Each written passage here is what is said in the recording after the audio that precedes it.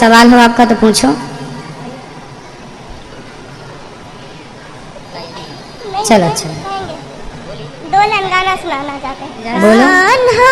अब तो मुरली की मधुर सुना दो, तेरी प्रेम दीवानी मुझको।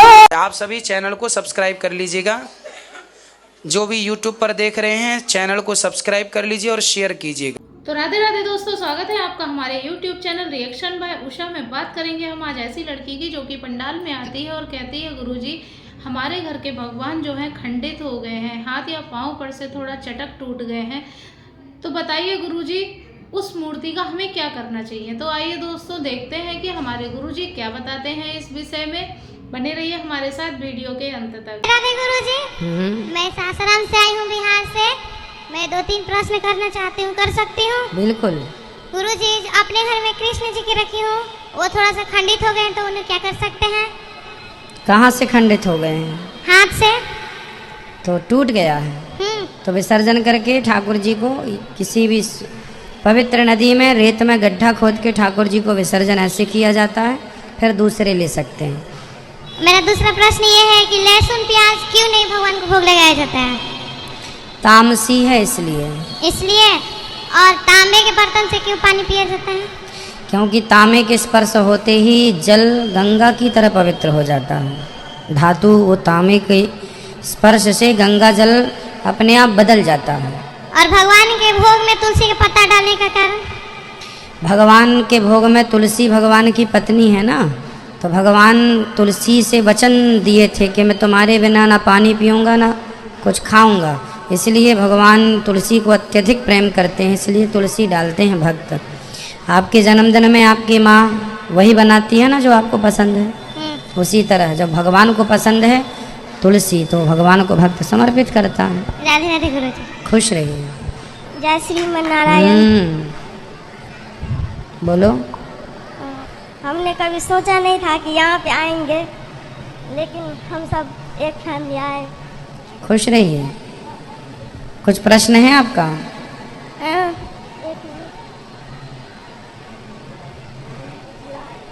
अच्छा, खुश रहो।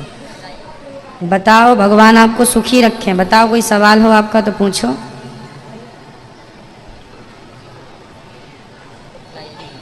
चलो अच्छा, 2 लाइन गाना सुनाना चाहते हैं। बोलो, जल्दी सुनाओ ताकि सबको थोड़ा थोड़ा बोलने का मौका मिल जाए।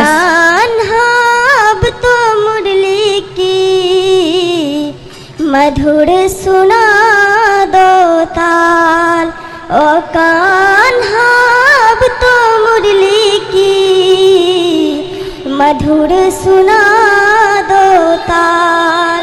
मैं हूँ तेरी प्रेम दीवानी, मुझको तू पहचान। मधुर सुना दो ताल, जब से मैंने तुम संग अपना नैना जोड़ लिए हैं। क्या मैया क्या बाबुल सबसे रिश्ते तोड़ लिए हैं। तेरे प्रेम से वो निर्मोही, अब न बनो अनजान। मधुर सुना दो ताल। मैं यहाँ से कल सुबह जा बहुत रही हूँ। सुंदर, बहुत बढ़िया, अच्छा गाते हैं आप। राधे राधे गुरुजी। हाँ बेटा, राधे राधे। गुरुजी, मेरा एक प्रश्न है। जी बेटा बोलो। गुरुजी, आप कहते हैं कि सेवा से बड़ा कोई धर्म नहीं है। हाँ, तो गुरुजी आप ये भी कहते हैं कि साईं बाबा को हमें नहीं मानना चाहिए, क्योंकि क्योंकि उन्हें फकीर बोलते थे। और तो साईं बाबा ने भी तो वो लोगों की सेवा की, धर्म किया, तो आप उन्हें मानने से मना क्यों कर रहे हैं? बेटा संत के रूप में मानना है। दे दो माइक, लिए रहने दो बच्चे को। प्रश्न किया है, उत्तर मिलना चाहिए। बेटा हम ये नहीं कहते नहीं मानो, संत के रूप में स्वीकार है, भगवान के रूप में स्वीकार नहीं है, है ना। जैसे आपके पिता कितने हैं? एक। तो आप किसी पड़ोसी को पिता कह सकते हैं? नहीं। जब आप अपने पड़ोसी को पिता नहीं कह सकते तो हम किसी को भगवान का दर्जा कैसे दे सकते हैं। हाँ, आप किसी को ताऊ जी कह सकते हैं, आप किसी को चाचा जी कह सकते हैं, आप किसी को भैया का संबंध तो रख सकते हैं, पर बाप का संबंध तो नहीं रख सकते ना। उसी प्रकार जैसे आपके पिता एक हैं, उसी प्रकार भगवान एक हैं। संत के रूप में हम सबको स्वीकार करते हैं, महापुरुष के रूप में सबका हम आदर करेंगे, पर भगवान के रूप में गलत है। अब देखो ना, बाबा जी के मंदिर बनाए, भगवान जी को नीचे बिठा दिया, बाबा जी को ऊपर बिठा दिया, तो ये ठीक नहीं है। हाँ, संत के रूप में हम सम्मान करेंगे आपका, पर भगवान के रूप में नहीं। क्या कहते हैं आप, पत्नी अपने पति को, क्या आप अपने पति के सिवा किसी दूसरे पुरुष को भी पति का स्थान दे सकती हैं? क्या दूसरे पुरुष को आप पति की जगह दे सकती हैं? जब आप अपने पति को छोड़कर अन्य किसी पुरुष को पति का स्थान नहीं दे सकती, तो भक्त अपने भगवान को छोड़कर किसी और को भगवान का स्थान कैसे दे सकता है। हाँ, संत के रूप में एक महिला दूसरे पुरुष को पति के रूप में स्वीकार नहीं कर सकती, बट भाई के रूप में स्वीकार कर सकती है ना। भाई के रूप में स्वीकार कर सकती है, पुत्र के रूप में स्वीकार कर सकती है, पिता के रूप में स्वीकार कर सकती है, आप मेरे पिता तुल्य हैं, पर पति के रूप में स्वीकार नहीं कर सकती। उसी तरह हम साधु संत महापुरुषों के रूप में सबको स्वीकार कर सकते हैं, पर भगवान के रूप में तो केवल भगवान ही होंगे, उनकी जगह कोई कैसे ले सकता है। इसी प्रकार बेटा, भगवान के रूप में नहीं, बाकी सबके रूप में स्वीकार है, बना लेना। जी गुरु, वैसे क्या लक्षण होने चाहिए जिनको गुरु हम दीक्षा लें, उनके लक्षण क्या होने चाहिए? अब ये तो शिष्य जो है, आप ही परीक्षा लीजिए फिर अपने गुरु की। जी, जब आपकी कसौटी में खरे उतरे तो गुरु मान लीजिएगा। जी जी। जब तक वैसे जो शिक्षा पहले होनी चाहिए, दीक्षा? शिक्षा पहले होती है, दीक्षा बाद में होती है। शिक्षा तो आपने पहली दूसरी क्लास में जो पढ़ा वही शिक्षा है जी। दीक्षा अब होगी? जी, वाली शिक्षा नहीं। जैसे अभी हम विद्यार्थी यहाँ वृंदावन में पढ़ाई करते हैं, तो हम ये आध्यात्मिक शिक्षा के बारे में बोल रहे हैं। तो आध्यात्मिक शिक्षा तो तब शुरू होगी जब गुरु बना लोगे। जी जी, उनसे पहले हम दीक्षित हो या बाद में दीक्षित हो? जिनसे दीक्षित होंगे वही आपको आध्यात्मिक की शिक्षा भी देंगे, वही तो देंगे, और कौन देगा। जी, तो जब तक हम दीक्षित ना हो तो तब तक हम किस चीज़ का जाप कर सकते हैं? श्रीमन्नारायण, सीताराम, राधे श्याम, कुछ भी भगवान का नाम। जय श्रीमन्नारायण। जय श्रीमन्नारायण। एक सवाल और था मेरा, जैसे जो ये फिल्मी दुनिया वाले हैं, मैं इनके खिलाफ बहुत मुझे गुस्सा आता है। तो आप, मेरी सुनने वाला तो कोई नहीं, लेकिन आपकी सुनने वाले बहुत हैं, तो आप इनके खिलाफ इतना बोलिए कि पूरा जो हमारा युवा है इनसे नफरत करने लगे। आप क्यों इतनी नफरत करते हैं? जी गुरुजी, ने हमारे देश को पूरा अश्लीलता से ऐसी वो चीज़ें इन्होंने प्रदान की हैं कि हमारा जो युवा है, मैं स्वयं अपनी बात अनुभव बता रहा हूँ, मैं कुछ सब वर्ष से पहले ही भी मैं ये फिल्मी दुनिया वालों को देखकर बहुत बिगड़ चुका था।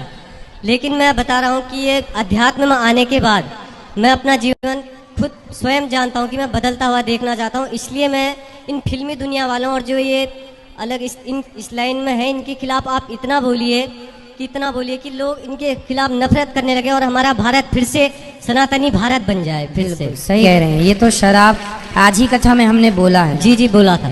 जी जी, जो उचित है वो तो बोलना जरूरी है, बोलते ही हैं। जी, शराब इन लोगों की ओर से खूब प्रचारित की जा रही है।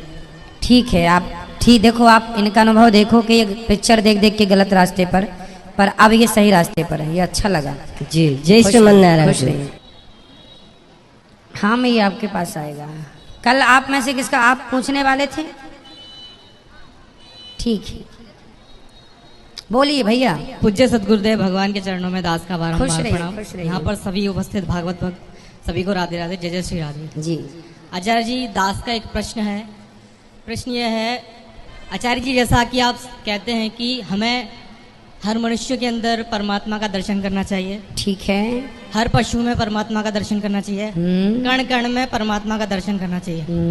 तो आचार्य प्रश्न यह है कि यदि परमात्मा का दर्शन हर मनुष्य में हम करते हैं, हर पशु में करते हैं, तो क्या महाभारत के समय जब अर्जुन ने लाखों तो देखा दोस्तों कि आज की वीडियो में जैसे कि उस लड़की ने पूछा कि हमारे घर के भगवान खंडित हो गए हैं, तो इस विषय में हमारे गुरुजी ने बताया कि अगर हमारे भगवान जी खंडित हो जाएं या चटक टूट जाएं तो हमें किसी पवित्र पावन नदी के किनारे गड्ढा खोदकर गाड़ना चाहिए या फिर गंगा जल में हमें उसे विसर्जन कर देना चाहिए। किसी भी मूर्ति को हम जब विसर्जन कर देते हैं, इसके बाद ही वो उसी रास्ते से स्वर्ग को जाते हैं और तभी हमें फिर दूसरे भगवान की तस्वीर या फोटो या कोई मूर्ति ले आना चाहिए।